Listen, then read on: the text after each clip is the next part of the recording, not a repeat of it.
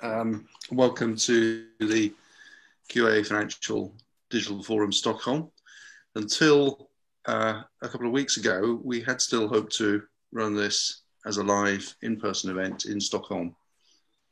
And we were talking to our speakers and delegates and our sponsors right up until the last minute to see if we could make that work somehow.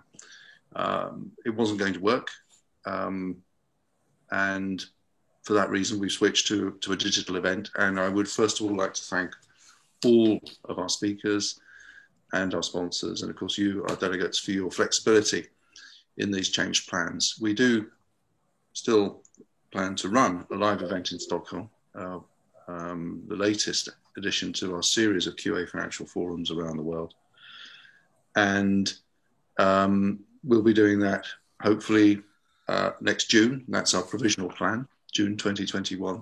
So I hope all of you who are with us today will join us again for that. I'm sure we all hope that we're going to be able to meet in person. I'd like to thank our sponsors, without whom these events are not possible. And those are today Exact Pro Systems, Sonotype and Source Labs. And you'll have the opportunity through our event today to visit them at their virtual stands. All you have to do is, to the right of your screen, you'll see a button that says Virtual Exhibition Hall. You click on that. You can visit our sponsors in their stands, learn more about the technologies that they'll be talking about and presenting during this event, during their sessions. And you'll see a blue button as you go into that virtual exhibition hall that enables you to arrange a meeting with one or all of the sponsors. There'll be breaks that enable you to have a look around and meet them, download white papers and video content from their stands, and arrange meetings and have a chat. And then at the end of our sessions today, you'll see on your agenda, click on your timeline towards the top left of your screen, you'll see that we have a breakout session where each of those three sponsors will be in a room, and you can choose which of them you want to join to take the conversation further and also share more of your experiences. You'll be able to ask questions of each presenter through the day by clicking on the live Q&A button, which is to the right of your screen. We welcome questions, and we've left 5 minutes at the end of each session for Q&A. So don't wait until the end. If you have a question, please ask it. The host of each session will be able to see those questions, and we'll put them to our presenters at the end of their presentation. So finally, if you need help, you'll see in the top right there's a help button, and we have staff there. If you have any technical issues, just please click on that. You'll be in a live chat, and if you have a problem, we'll be able to sort it out. We do, though, recommend, if you are having problems, first of all, check that you're using Google Chrome as your browser for this event, because that works far better than other browsers. Very good. We have a packed agenda. We're covering key topics in software testing, software quality management for financial firms. And we have speakers from leading financial firms and some of the challenger firms in the Swedish marketplace, and also clearing platforms. And our first speaker today is going to be indeed from an exchange, Nasdaq. And he's going to be introduced, Sudeepta Guchhait, by my colleague, Justin Trenner. So I'm going to hand over to Justin now, who's going to be in conversation with Sudeepta. Just bear with me while I make Justin the host. Thank you, Matthew. Just one moment, please, Justin.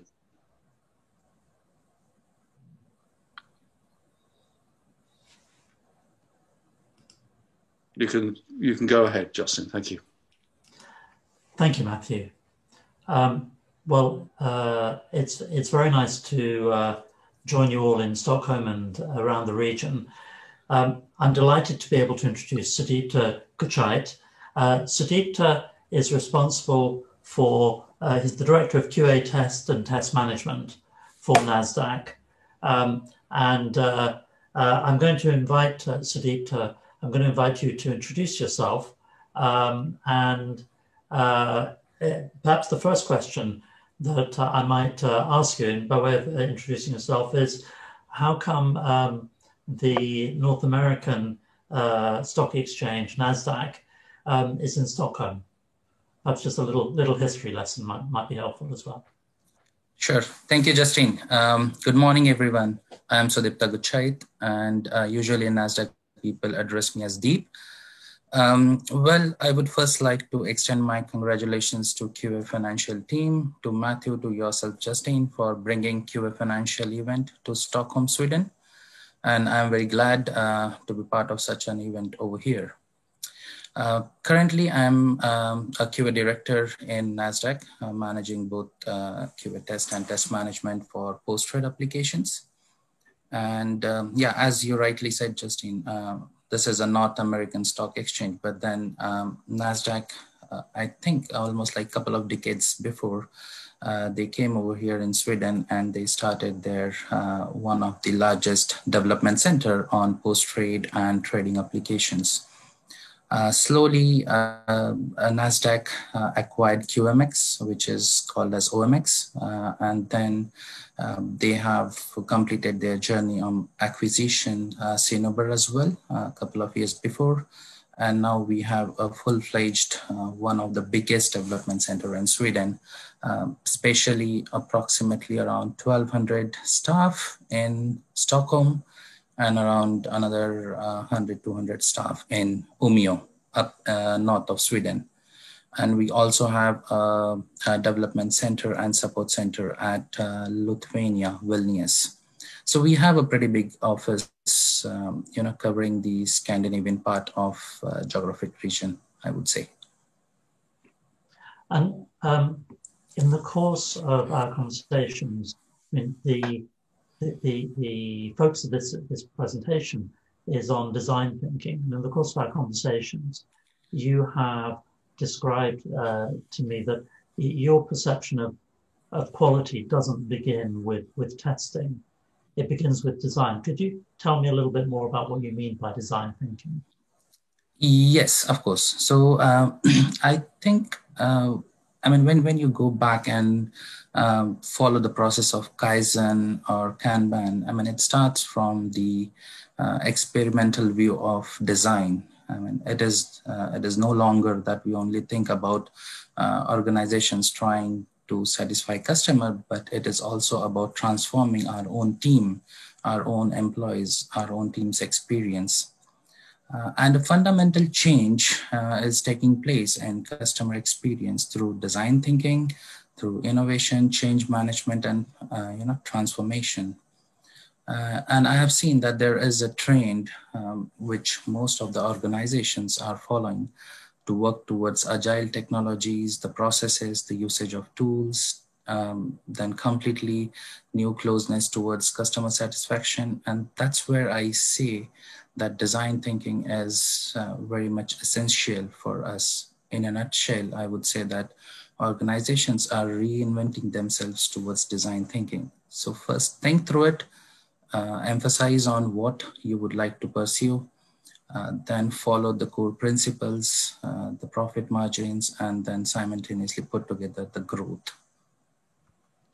And if you follow that through, is the idea, how does that connect to speeding up the velocity of delivery of high quality software? Okay, so if we start with the first topic, like before getting into velocity, we just need to find out what are the current problems we do have. And, when we try to reframe the demands and insight into the actionable problem statement, then we come to know that, okay, we probably have all the processes in place, but when we try to define the velocity, it is not coming up to the speed. And possibly we're doing some mistakes, or there is a lack of delivery model or the process. So that's where I think we need to improvise the velocity by implementing agile with an emotional invention towards the experience, the process innovation, the people desirability, then the technology feasibility, and of course the functional innovation. And I believe that we should measure velocity purely by adaptability, the responsiveness. Everybody defines feedback loop, but what does exactly that mean to us? That is also one part of velocity, the evaluation and the capability to accomplish your defined tasks or goals within the sprints, implementing some automation. So all together put in as an incubement of velocity. So I'm just going to share one of the slides that you prepared. Sure. The one that is marked, that describes what you've just described in a tutorial fashion, focused on chaotic and complex delivery. Just for the benefit of our audience, you may now be seeing this screen and no longer seeing me and Sudeepta.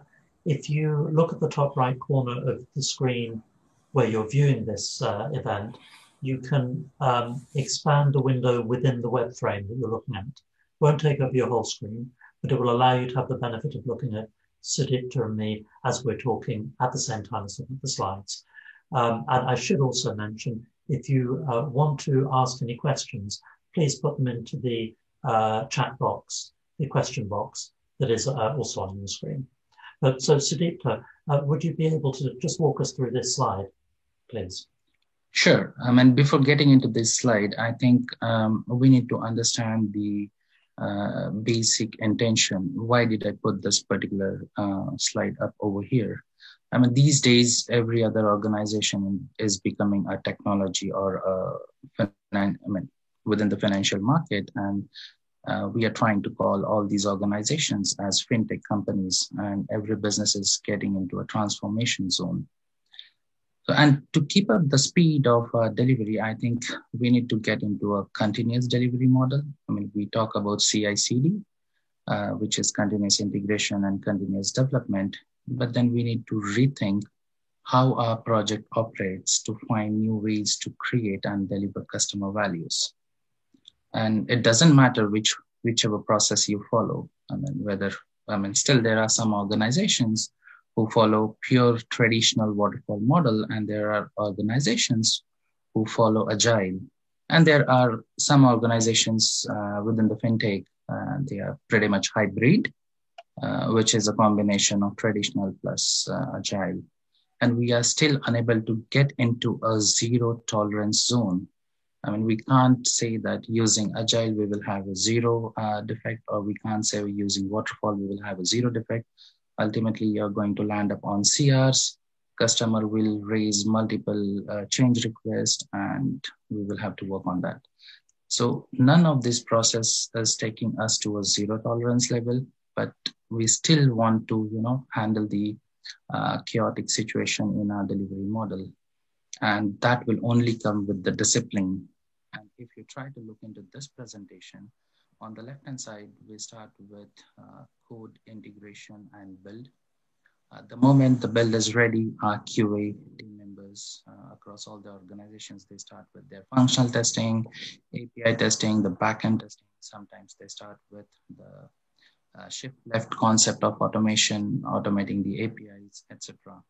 And then we start raising the bugs, whatever little QA we do, using different types of tools we have or the frameworks we have. We try to raise bugs, which is good for a QA. But then how our feedback loop is working. If I raise a defect today, will it be fixed within today? Can I do a retest today? I don't think so. It doesn't happen. Ideally on paper, it looks very nice to get a feedback loop closed within a day or within a minutes, within an hour, but it doesn't happen. So what kind of discipline do we need to impose? Should we have a matrix to calculate the feedback loop? Should we have a different quality metrics like defect trains defect points per KLOC or MLOC. So these kind of things are making, we should bring in these disciplines to our delivery model. Only then we would be able to, resolve the chaotic situation. Otherwise, even if you consider a sprint for 2 weeks or 3 weeks, you're going to, deliver a poor quality code, which is probably not a stable or not a reliable code to a customer. And then customer would start, possibly they will get a little frustrated, and then they will start finger pointing us for the bad delivery. So we need to be pretty much disciplined when we try to impose some kind of delivery model in our life cycle. So I think that what you've done is you've taken us from that current state in many places, you put it into practice, and you're now beginning to describe what a more effective ecosystem would look like. Can you relate it to some examples of how this more effective model has worked well at Nasdaq and why it's worked so well? Sure. Let's consider a particular project. If you consider a project and if we would like to improvise delivery, then I think all the team members, they are always running on a treadmill. You can just try to visualize a picture wherein you have multiple treadmills and people are just running on that to try to keep the kind of delivery. Must make sure that we are innovating and sustaining the growth. We also need to grow faster. So for this, what we need to do is we need to bring in a disciplined quality culture, well-defined approach for tools and technology and people. So I usually refer tools, technology, people as PPT. It's basically PowerPoint presentation. So P for people, T for technology, and T for tools. So we need to establish a built-in pipeline to avoid delays, continuous and measurable feedback loops, rework on our process, infuse automation and continuous integration. And continuous integration is just not for one particular build. It should be end-to-end when we integrate all the products.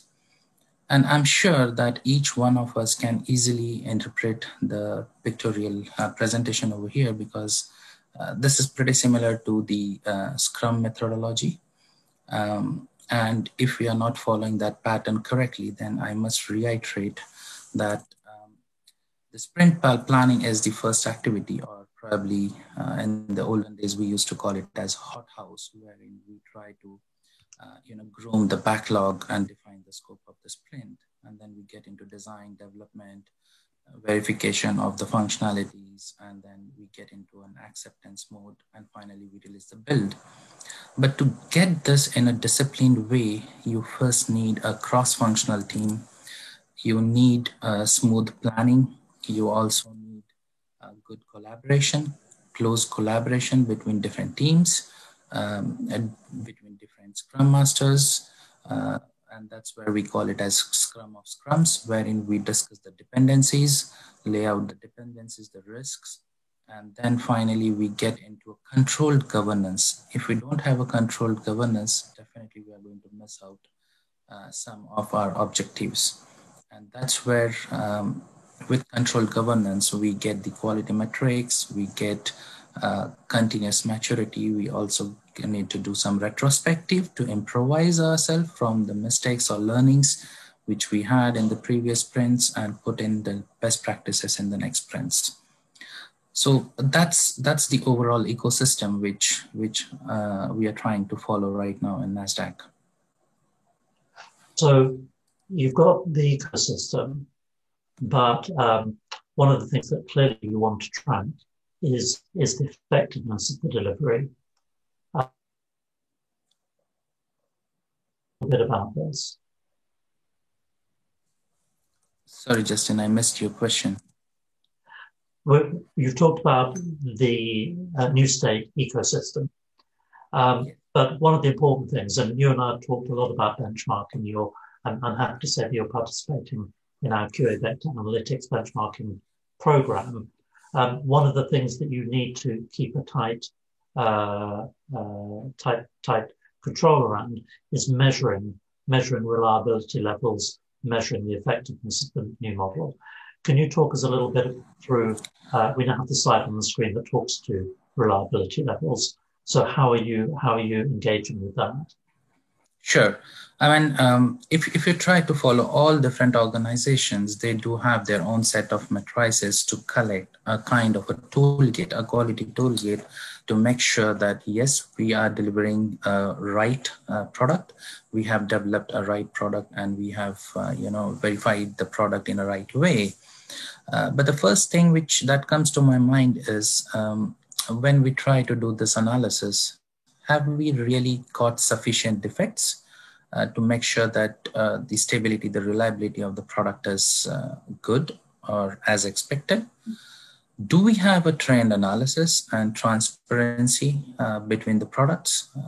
Do we have a good quality of our product at the end of the sprints or at the end of few sprints to ship it to our customers? So we need to understand the product quality and metrics, and matrices are really the truth, the true source of truth for our development cycle. So over here, what I'm trying to depict is that we can at least bare minimum have 4 different, reliability levels. For example, the first one is a successful build chain creation. So this is your first point of action, wherein once the developers have merged in their code, you have a pull request, you as a release manager approve the pull request, and your code is now in TeamCity, and then we try to do a build creation. Once the build creation is done, then we need to see how much code coverage we have. Do we really have a good code coverage, whatever benchmark you have in your organization? Let's say we have a code coverage of, for example, 50%. Did we really achieve that? If yes, then we are good on reliability number 1. Then we get into reliability number 2, which is a successful unit test. So we need to make sure as a best practice that all the developers, doesn't matter whether the developer has huge or humongous amount of knowledge or very experienced, but each of the developer must make sure that they have a unit test. They have bare minimum conducted a unit test which will provide us the confidence for reliability number 2. And then we get into the reliability number 3, which is the integration test, wherein we should see how our integration framework is working between each components of the product. And that can be done using automation. These days, there are many different frameworks. Different organizations are using different tools. But yes, we do have our own Java framework, which we run. You can use automation tools like UFT, then Tosca and other tools as well. So that will also give you a pretty much good confidence on your integration test. And finally, to make sure that, yes, our code is pretty stable and now it is shippable to our customer, I think the last one should be the static code analysis. And of course, these matrices are very debatable. The matrices which we can get out of these 4 reliability checkpoints or toolkits as like code coverage, code stability, defect density, feedback loop, defect leakage, and all the organizations are using a different formula. You can have a code score, automation coverage, open defect points, etc. But over here, I'm just mentioning few because these are pretty important. And change the target quality metrics from open defects to defect point of some sort in a dashboard we represent. Just showing that total number doesn't mean that the quality of software is low. We need to really understand the nitty-gritty of why do we have so many open defects. When I try to see it from a customer viewpoint, I'm always keen to understand the number of open defects a product has. But sometimes we run across a quality expert at our customer site, and they usually ask, how was your unit testing done? How did you achieve your code stability? And there is obviously a big debate on these kind of, quality matrices. But I suppose that, and I believe we should at least have few quality matrices for our continuous quality, and to incube it with a build chain process, so that we can get a go no go quality decision. We can also see the continuous improvement and measurement across the product, and we can definitely see a real-time assessment. I mean, obviously, most of the people, they are using these days the tools like Jira, TeamCity, JUnit Code, Power BI, FL, etc., etc. So we can use these codes or these tools to get our matrices up. So, Sudeepta, what you have there is you've implemented a new model. You have a process. You then have measuring components in that process to measure, for example, as we have on the screen, code analysis, unit testing, and so on. And you have a dashboard of the success and also defects. But the area, and I'm a little bit of shameless self-promotion here, the area that you and I are now working on together is how do you measure the whole of the process in such a way that you can see how one project has performed compared to another, and also how you performed compared to the market. And that's where we have developed QA Vector Analytics. And just very briefly, to describe what's on the screen, we've developed a process of measuring, to a large degree, the effort that goes into remediation and the effort that goes into overall testing against the effort for development, and then look at defect escape ratios, overruns, and so forth. With one or two other factors, we're able to come up with an overall quality score for that particular project. And we're looking at some data that's based on groups of projects in our database. And the spend ratio that went into developing quality versus the overall cost of the project. And then a ratio of those two, which is a proxy for ROI, return on investment. And we might see that, for example, in the example, well, it's not example data, it's real data, but in the data that's represented on the screen from real institutions, the payments quality outcome is, let's say, broadly satisfactory, but it turns out that the spend was high to get that, no more than satisfactory quality outcome. So that implies an inefficiency. How do you see yourself using these sort of whole of quality metrics at Nasdaq? I think I would like to get into the quality score, and we are currently measuring the quality score of the post-trade platform projects. So, which is very good, and this quality score should be a cumulative way of representation, right from code coverage to static analysis to code score to defect leakage, and also to include feedback loop. And as you rightly said, I mean, each one of us is following a different set of processes, but the most important point is how easily are we responding to some kind of queries or change. That change mindset is pretty much required in the new trend of fintech organizations. So this feedback loop also helps us to measure the quality score.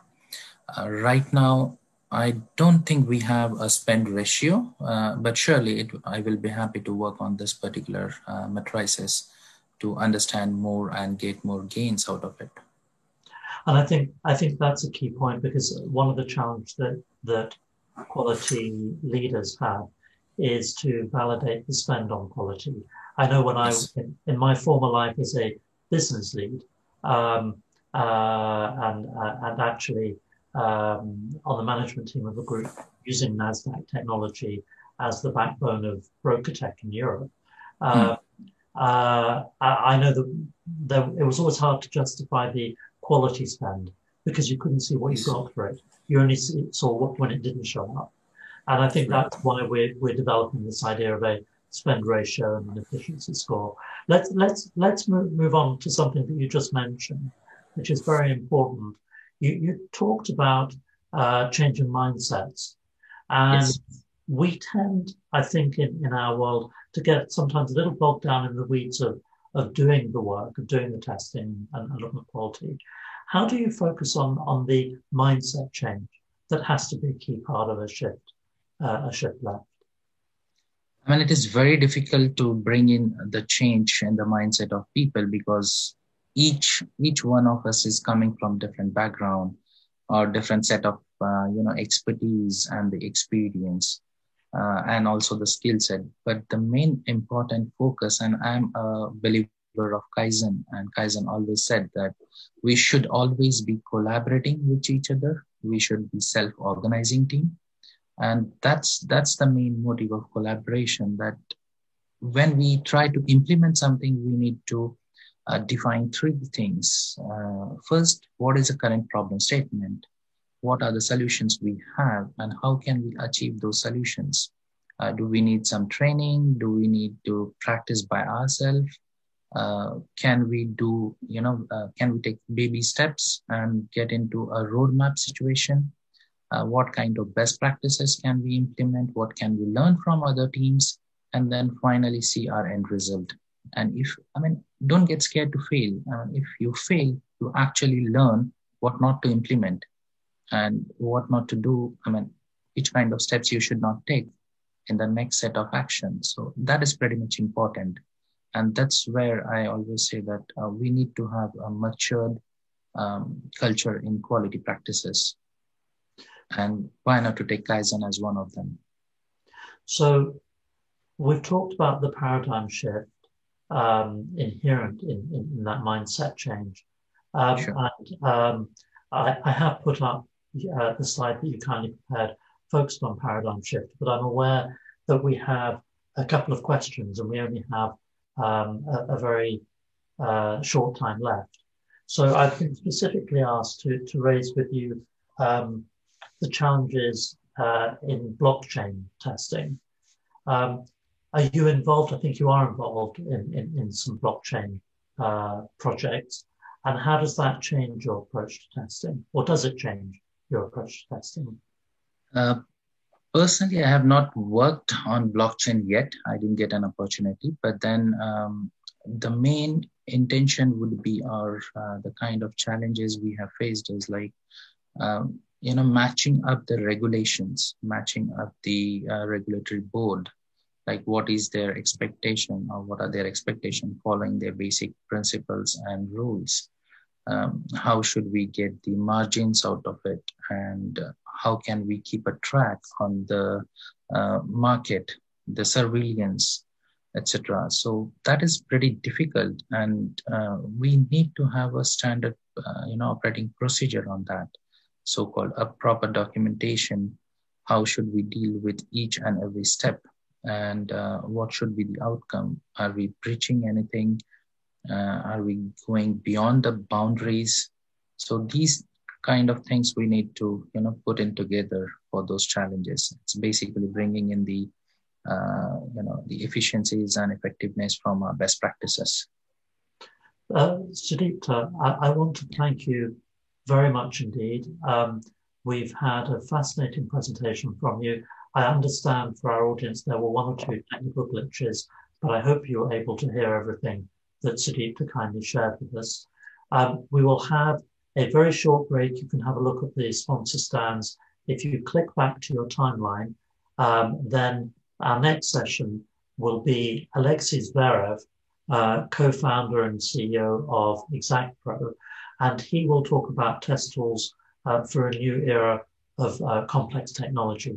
So please rejoin us in just 4 minutes' time to hear from Alexei. And once again, many thanks indeed, Sudeepta. Thank you, Justine. Have a nice day. Bye-bye. Thanks, everyone.